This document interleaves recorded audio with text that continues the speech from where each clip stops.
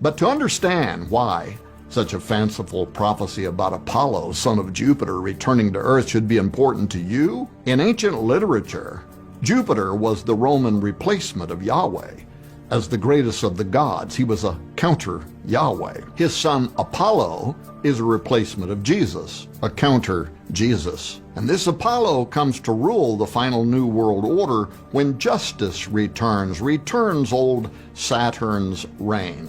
Now this ancient goddess Justice, who returns Saturn's reign, Saturnia Regna, the pagan golden age, was known to the Egyptians as Mat and to the Greeks as Demas, while to the Romans she was Lustitia. Now statues and reliefs of her adorn thousands of government buildings and courts around the world, but especially in Washington, D.C., where she stands as familiar Lady Justice, blindfolded and holding scales and a sword.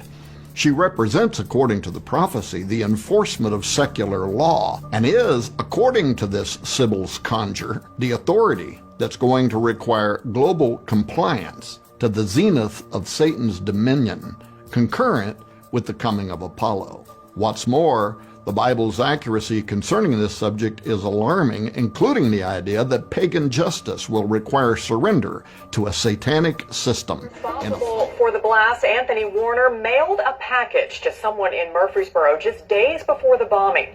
That man immediately turned it over to the FBI. Investigative reporter Ben Hall shares exclusive details about what was inside. This nondescript package was postmarked December 23rd. 2 days before the bombing. He ain't said the year. Return address, but the rambling pages inside left no doubt who it was from. Hey dude, you will never believe what I found in the park, reads a cover letter to one of Warner's longtime friends. It was signed by Julio, a name Warner's friends say he often used when sending them emails. It continued, the knowledge I have gained is immeasurable. I now understand everything, and I mean everything, from who, what we really are, to what the known universe really is. The letter urged the friend to watch some internet videos he included on 2 Samsung thumb drives. On another page, Warner wrote about 9/11 conspiracy theories, ending with the statement that the moon landing and 9/11 have so many anomalies they are hard to count. Warner later wrote that September 2011 was supposed to be the end game for the planet, because that's when he says aliens and UFOs began launching attacks on Earth. He believed the media was covering up those attacks. Warner's writings grow even more bizarre. At one point, he writes to his friend about reptilians and lizard people that he believed control Earth and had tweaked human DNA. Warner wrote, they put a switch into the human brain so they could walk among us and appear human. Merlin the magician with his magic wands, and all the magicians always have their magic wands. Magic wands were always made out of holly wood. And holly wood has been used for many years to manipulate your thinking, to explain mystical subjects to you, and to prepare you to accept certain mystical premises. A classic example, and I'm not in any way belittling the work, but it's very important to understand Steven Spielberg and George Lucas's work with the Indiana Jones and the Last Crusade, because you can't understand the Last Crusade if you don't understand the First Crusade. And if you understand that the Raiders of the Lost Ark, who was the Raiders of the Lost Ark fighting against? It was the Nazis. Interesting too, in the Star Wars, according to the Masonic reference works that you can get in any library, the Freemasonic Orders of Europe said that there was a little ideologue, a little spiritual entity that gave the knowledge to what the Masons call our hidden masters. That's what Freemasonry refers to, those who lead world Freemasonry. They don't know who they are. No Freemason knows who the actual leaders of the world organization are. They call them our hidden masters. Well, according to the reference works, there is a little spiritual entity that guides the world Freemasonry, and they call him Yoda.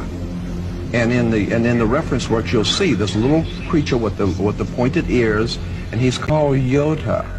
Yoda goes back to Judah or Judah. which goes back into British Israel world Freemasonry, going back to the time of the founding of England, and that's why they're today called British. The British, it's a very big difference between being English and British. Brit is Hebrew for contract or a covenant, and ish means man in Hebrew.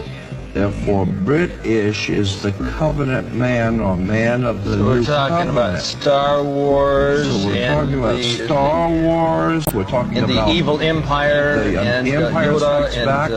And with the Empire striking back, New York is the Empire State. We're talking about the new empire of New World, America, striking back at Europe in 2 world wars to overthrow the old Roman dynasties in Europe to take over the world. So what we're saying here is that there is a war going on between gangs to see who's going to ultimately be on the top of the pyramid. Fallen angels, Azazel, Lucifer, Asmodeus, and others. In Abrahamic religions, they were cast out of heaven. Such angels often become demons, or tempters. Here are some of the most famous ones. 1. Lucifer. Lucifer means morning star, and is associated with Venus. In Christian theology, Lucifer was an angel of God, but then he developed feelings of envy and greed. God expelled him from his kingdom of heaven. Thus Lucifer became the first fallen angel. He became the devil, ruler of the kingdom of hell. Lucifer was the one who brought sin to earth. 2. Abaddon. Abaddon was cast out of heaven for his destructive character. He is known as the archangel of the abyss. Abaddon is prominent in some apocryphal texts. After the last judgment, he will take the souls to the valley of Josaphat. 3. Lilith. Lilith is a female demon from Mesopotamian mythology. In some traditions, she is the first lover and wife of Adam. When she became hungry for power, she was cast out. God banished her to earth, not allowing her to return to the garden. He killed every child she gave birth to, so she kidnaps children. 4. Azazel. Azazel was one of the leaders of the rebellious angels. He taught men the art of warfare, and taught women the art of deception. Azazel also revealed to the people the secrets of witchcraft. God commanded Raphael to chain Azazel to jagged rocks. Azazel abides in eternal darkness until the day of judgment. 5. Asmodeus. Asmodeus is a prince of demons who represents lust. He has 72 legions of demons under his command. Asmodeus oversees all the gambling houses in the court of hell. He's often depicted with 3 heads, a bull, a man, and a ram. He also has a serpent's tail and breathes fire. 6. Leviathan. Leviathan is a demon that looks like a sea serpent. He is sometimes mentioned as one of the original fallen angels. Leviathan is the ultimate punisher who swallows souls. Only the pure ones are immune to his wiles. Leviathan rules over the primordial deep. 7. Belial. Belial is a prominent figure in the Dead Sea Scrolls. He leads an army of the sons of darkness. He is also known as the Angel of Lawlessness. In some traditions, Belial is the ruler of the world. He is on the opposite end of the spectrum from God. 8. Aspiel. Aspiel's very name means deserter from God. He is the angel of ruin. He led humanity astray by abandoning his post as a watcher. He made angels fall in love with human women. Aspiel lost his faith in God and saw God as a tyrant. Did you know these names? Nike, the goddess who slayed the bull. And that's why they use the swoosh or the slash logo, the sickle of the slayer. From the fertility harvest slayer god, Saturn L, the lord of the golden ring. The red-hot fire fertility of the bull god, Saturn L, of the Bible. And notice Saturn in the 3rd degree of the broken column, which means trouble like the 3rd degree. And once again, we see the 9/11 symbolism with the Nike swoosh logo slamming into the twin pillars, and they say, just do it. And on 9/11, they just did it. So, believe me when I